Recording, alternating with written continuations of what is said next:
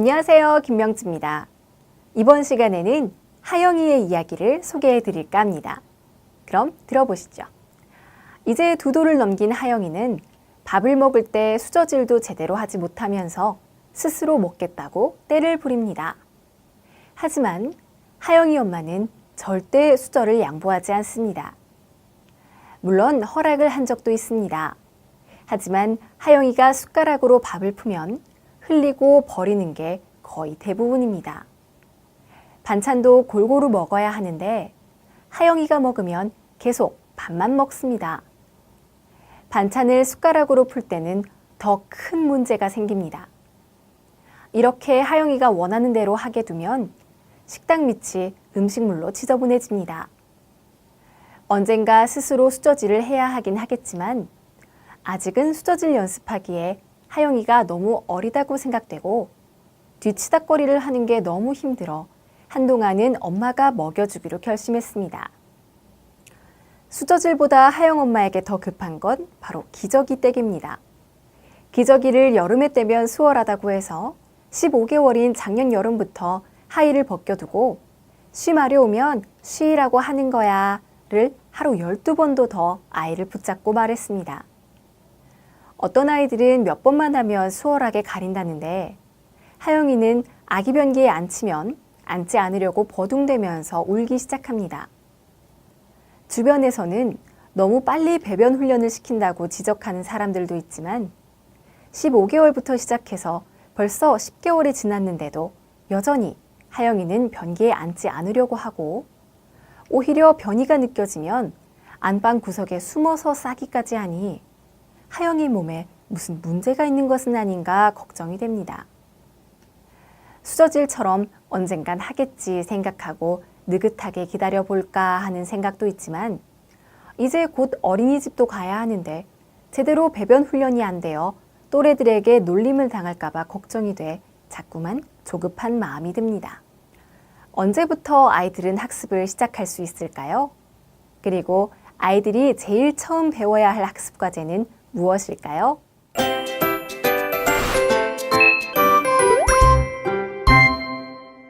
이번 시간에도 이보연 교수님과 함께 이야기 나눠보도록 하겠습니다. 교수님 안녕하세요. 안녕하세요. 네. 걸음마기 때는 뭐든지 자기가 해보려고 하잖아요. 그래서 하지만 어른 입장에서는 사실 이게 보통 힘들고 피곤한 일이 아닌데요. 스스로 해보라고 해야 되는지 아니면은 나서서 제안을 해야 되는지 고민이 많이 될 것 같아요. 어떻게 해야 할까요? 우리가 지난 시간 살펴본 것처럼요, 걸음마기 시기는 자율성 투쟁의 시기라서 스스로 해보려고 하는 것들이 아주 많아요. 또 이는 발달을 위해서 매우 필요하고 중요한 거거든요. 근데 문제는 걸음마기 아기들이 스스로 자신의 한계를 알고 할 수 있는 거와 할 수 없는 거를 구별하지는 못한다라는 거죠. 때문에 성인이 한계 설정을 해주는 건 매우 중요해요. 하지만 이때 주의해야 될 점은 성인의 한계 설정이 합리적인가 하는 거예요. 하영이 엄마의 경우 수저질은 자꾸 연습해야 잘할 수 있는 건데 엄마가 귀찮아서 못하게 하는데 이거는 옳지 못한 한계 설정이고요. 기저귀 떼기의 경우에도 너무 일찍 시도했다라는 점에서 아이의 준비도를 고려하지 못한 시도였던 거죠. 아이의 발달 능력을 고려해 할 수 있고 또 위험하지 않다면 성인이 인내심을 가지고 해볼 수 있도록 격려해 주는 거 반드시 필요합니다. 네, 그리고 또 그 외에 대소변 가리기 언제 하는 것인가에 대해서도 참 의견이 분분한 것 같은데요. 예전에는 좀 빨리 가리게 하는 편이었다면 요즘은 그냥 좀 더 클 때까지 배변 훈련을 시키는 게 아이에게 스트레스를 주니까 좀 천천히 하자, 늦게 하자 이런 분위기인 것 같은데 교수님 생각은 어떠신가요? 모든 것에는 최적기라는 게 있어요. 따라서 당연히 대소변 가리기도 최적기가 있는데요. 연령상으로 보자면 2돌에서 3돌 사이라고 보면 돼요. 물론 신체 발달에서 개인차가 있기 때문에 미숙하거나 발달이 지연되어 있는 경우에는 조금 더 늦은 시기가 최적기가 되겠죠. 너무 빨리 이 배변 훈련을 시도하게 되면 아이의 신체가 전혀 준비되지 않은 상태에서 요구를 받는 거기 때문에 아이들이 큰 스트레스를 받아요.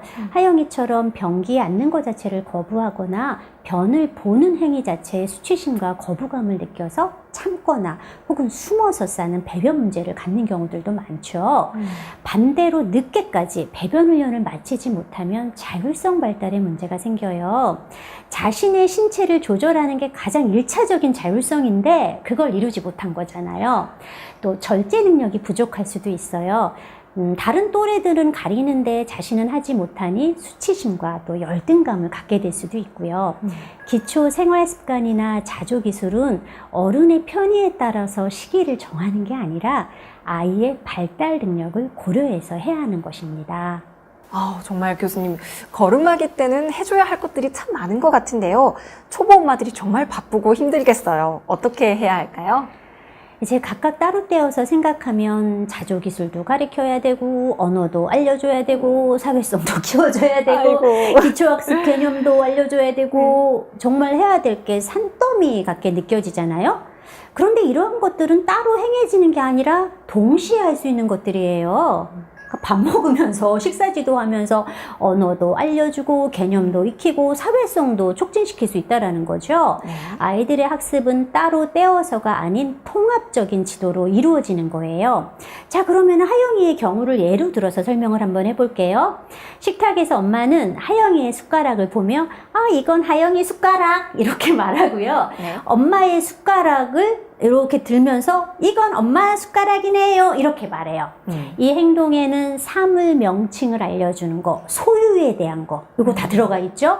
거기에다가 엄마가 자신과 하영이의 숟가락을 나란히 놓은 후 엄마 숟가락이 더 크네, 하영이 숟가락은 작네, 이거 뭐예요? 크기에 대한 개념 이해시키는 거예요. 아이가 숟가락질을 해서 입에 가져갈 때도 조준을 잘못하면 엄마가 옆에서 이렇게 도와주는 행동을 통해서 입에 들어가게 하는 거, 요거 미세, 눈손 협응력 키우는 거예요.